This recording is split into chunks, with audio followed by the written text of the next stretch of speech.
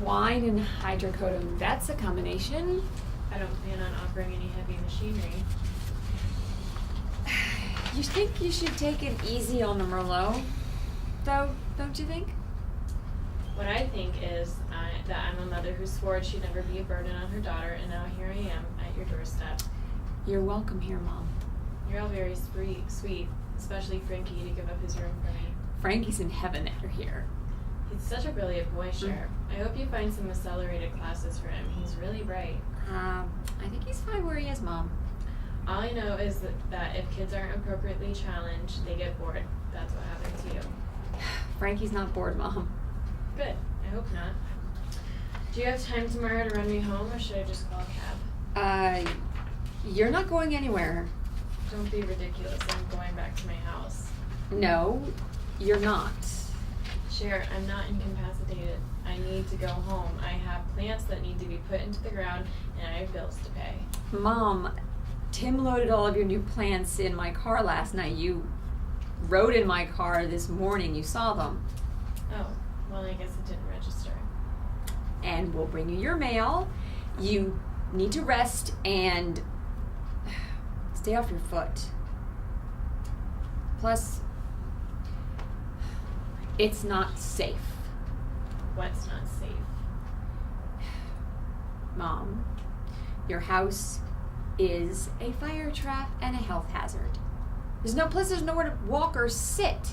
I've pulled a few things out that I need to go through. When you've lived in the same house for 30 years, I just need to make some decisions. We've had this conversation before. And we don't need to have it again. You're not going back. Cher, don't try to tell me what I can and cannot do. I would have never spoken to my mother the way you're speaking to me.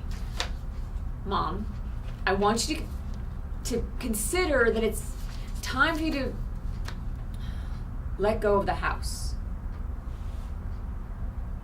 That you don't need to live alone anymore. I know that day will come, and I've been investigating alternatives. You can live with us, and we'll turn the garage into a guest house. That's very generous. We want you here, Mom. Tim and I have already talked about it. Well, it's certainly nice to be wanted. I don't know what people who don't have family do. Well, I should hit the sack. I have to get to the shop early, and did you take your last pain pill for the day? You know, I don't think I did. I'll get it for you.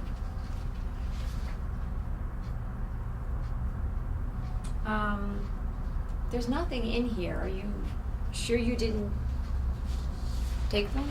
I don't remember taking them. Well, maybe you should lay off of them until tomorrow. Maybe so. Are you coming in? No, I think I'll just sit for a minute. If you need anything in the night, just holler. Sure, the large shrub, the Westringer, it's suffering yesterday. If it spends the night in your car, I'm petrified that I'll lose it. I'll water it before I go to bed. Thank you. Everything's gonna be okay, Mom.